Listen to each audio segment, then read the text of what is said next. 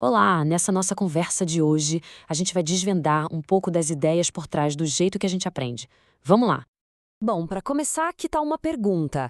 Dá uma olhada nessa imagem. Uma sala de aula que lembra muito a que boa parte de nós frequentou, não é verdade? É uma cena bem familiar para muita gente. Então, essa organização clássica, sabe, as carteiras enfileiradas, isso é muito mais do que só um jeito de arrumar os móveis. Na verdade, isso representa toda uma filosofia sobre o que é educação e como o aprendizado deveria acontecer. Vamos mergulhar nisso. A gente vai explorar aqui três grandes ideias, três concepções sobre educação. E vamos começar justamente por aquela que dá origem a essa sala de aula tão tradicional que acabamos de ver. A primeira ideia é a comportamentalista. Pensa nela como uma transmissão de rádio. O professor é quem emite o sinal, quem detém o conhecimento, e o aluno é como um receptor passivo, que está ali para ser preenchido. É um fluxo de informação de mão única, sabe? E claro, a organização da sala reflete isso perfeitamente. O espaço físico é todo pensado para essa transmissão e para o controle. A ideia é manter todo mundo com a atenção focada lá na frente, no professor. E com isso, acaba desestimulando a conversa entre os alunos. Resumindo, esse modelo prioriza a ordem, a repetição e a autoridade do professor como a grande fonte do saber.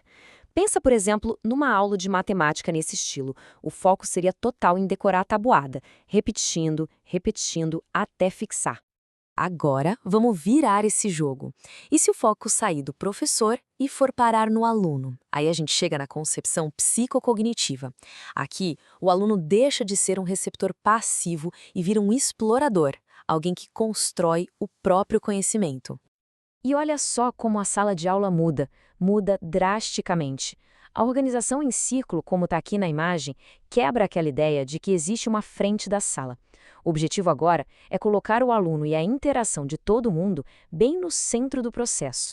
A ênfase aqui muda completamente. A gente está falando de autonomia, de criatividade, do processo de descoberta de cada um.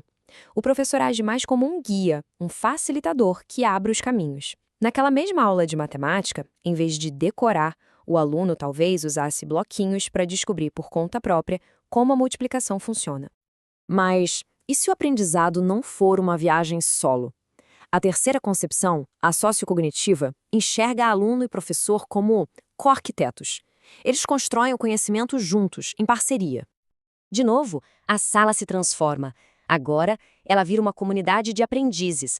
A organização em pequenos grupos, como a gente vê aqui, foi feita para estimular o diálogo, a colaboração, a resolução de problemas em equipe. O legal dessa abordagem é que ela busca um equilíbrio. Ela valoriza a descoberta individual, sim, mas parte do princípio de que a gente aprende muito mais e de forma mais rica quando interagimos, debatemos e construímos em conjunto. Na nossa aula de matemática, os alunos estariam em grupos, resolvendo problemas e explicando as estratégias uns para os outros. Esse quadro é fantástico, porque ele amarra tudo de um jeito muito claro. Olha só a linha ator principal. A gente sai do professor, passa para o aluno e, por fim, chega no aluno e no professor juntos. Fica nítida a evolução da ideia de quem é o protagonista, né? E repara no objetivo. A gente vai de moldar condutas para desenvolver uma pessoa integral. É uma mudança de paradigma e tanto. Ok, agora que a gente viu o como se aprende, vamos falar um pouquinho sobre o onde. Será que a educação acontece só dentro dos muros da escola? Podemos pensar em três grandes espaços onde a gente aprende. Primeiro, a educação formal. A escola, a faculdade, aquela com regras, currículo, diploma. Depois, vem a não formal, tipo uma oficina de fotografia, uma visita a um museu. E por último, a educação informal, que é o aprendizado que acontece o tempo todo na nossa vida, sabe? Numa conversa com amigos, vendo um filme, lendo uma notícia. E aqui vem o pulo do gato.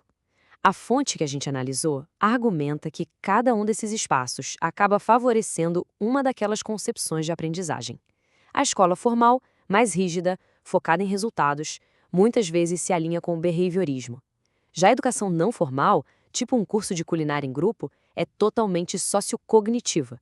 E a informal, que nasce da nossa experiência de vida, da descoberta do mundo, tem tudo a ver com o psicocognitivismo. Faz todo sentido, não faz? Então a grande sacada é que esses conceitos e espaços não são caixinhas fechadas.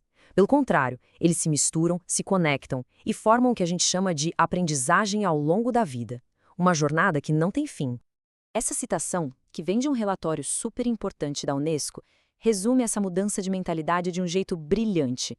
O papel da educação não é mais só transmitir informação, e sim apresentar problemas a resolver. É isso. Essa é a essência das abordagens mais modernas que a gente viu, que valorizam a autonomia e o desenvolvimento da pessoa como um todo. E tudo isso nos leva aos 4 pilares da educação. Eles mostram que uma educação completa vai muito além do conteúdo. Aprender a conhecer é a base, claro, mas é preciso também aprender a fazer, a colocar a mão na massa. Aprender a viver juntos é a alma do sociocognitivismo, da colaboração. E, finalmente, aprender a ser, que amarra tudo, fala sobre autonomia, sobre se tornar quem se é. No fim, é sobre se preparar não só para um trabalho, mas para a vida. E para fechar, fica uma reflexão. Qual dessas abordagens mais marcou a trajetória de cada um? Foi a estrutura da escola, a colaboração em um projeto ou as descobertas feitas por conta própria? Pensar sobre isso pode dar pistas bem importantes sobre como a gente aprende e sobre como podemos continuar aprendendo, sempre.